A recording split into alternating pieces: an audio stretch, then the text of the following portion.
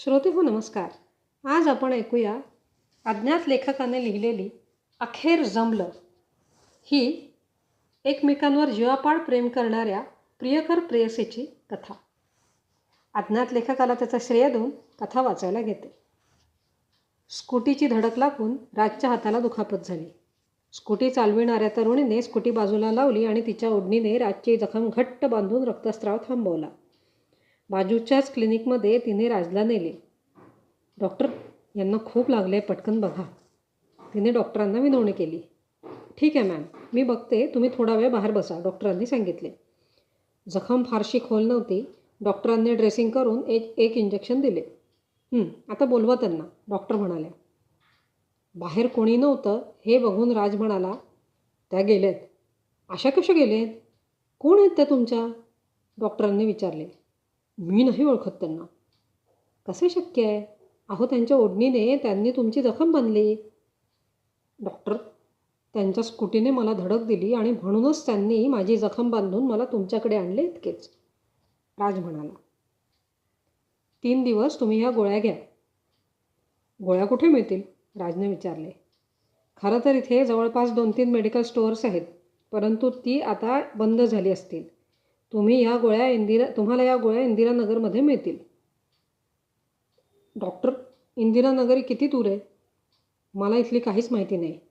मी IT त काम करतो आणि कालच बेंगलोरला आलो आहे. डॉक्टरांनी राजकडे निरखून बघितले. साधारण 6 फूट उंच, गोरावर्ण, पिळदार शरीरयष्टी, ब्रँडेड कपडे, कुणावरही छाप पडेल असे प्रसन्न व्यक्तिमत्व.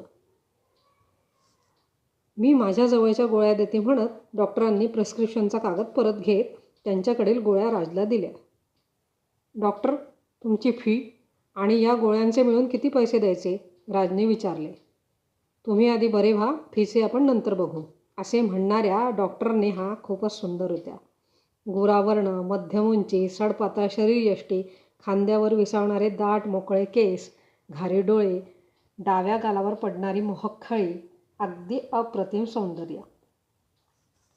राज, तुम्हाला बरं वाटलं तर तसं सांगायला आणि काही त्रास असेल तर दाखवायला म्हणून 3 दिवसांनी संध्याकाळी या.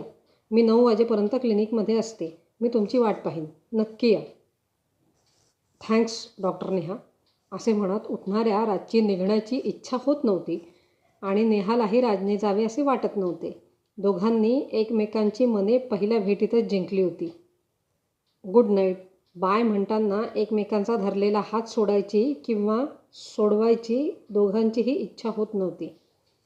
भारत-पाक क्रिकेट मॅचमुळे 7 वाजेनंतर पेशंट नव्हते.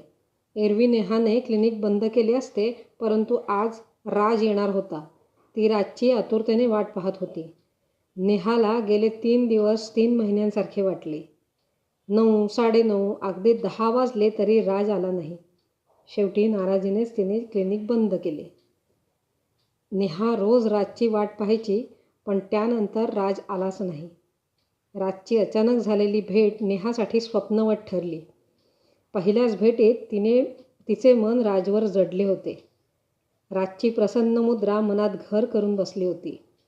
अनेक स्थळं आली, पण नेहाला एकही पसंत पडली नाही, कारण एक ना एक दिवस राज भेटेल अशी भोळी भाबडी आशा तिला होती. नेहाने दिलेल्या गोळ्यांनी राजला खूप फरक पडला होता.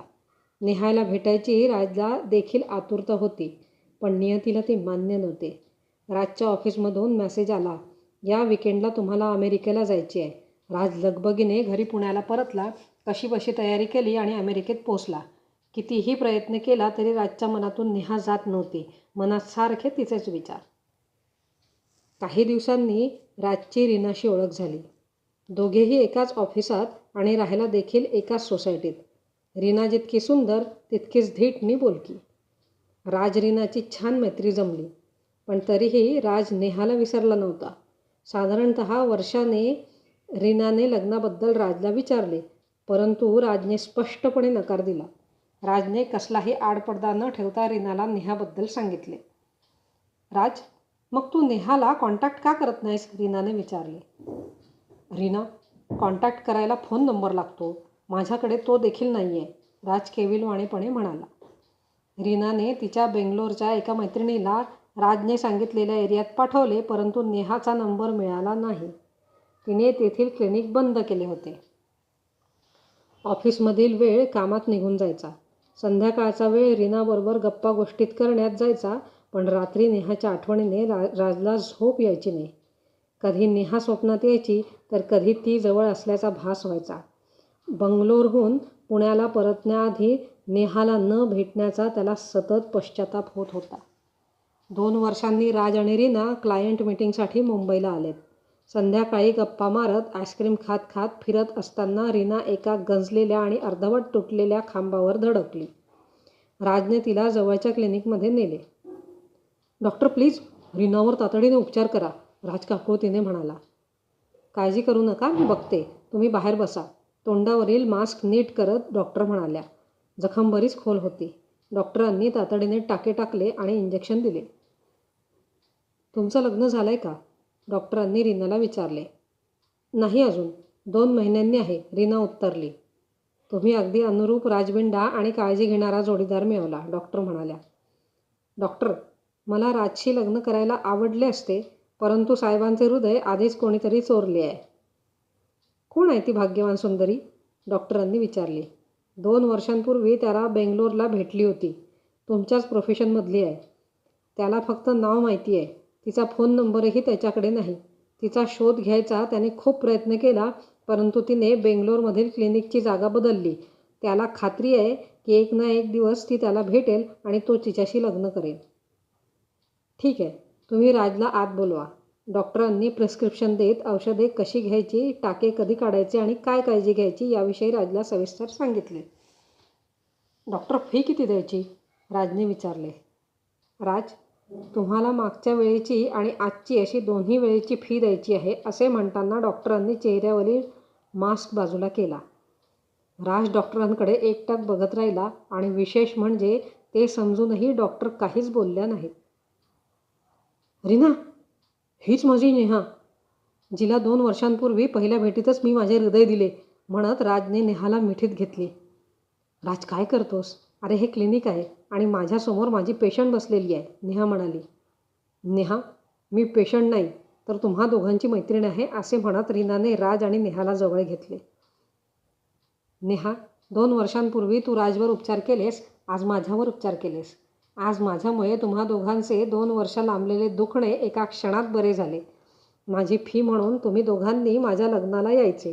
तुमच्या लग्नाची अनाउन्समेंट करायची आणि मी तुमच्या लग्नात तुम्हा दोघांची खास मैत्रीण म्हणून मिरवणार.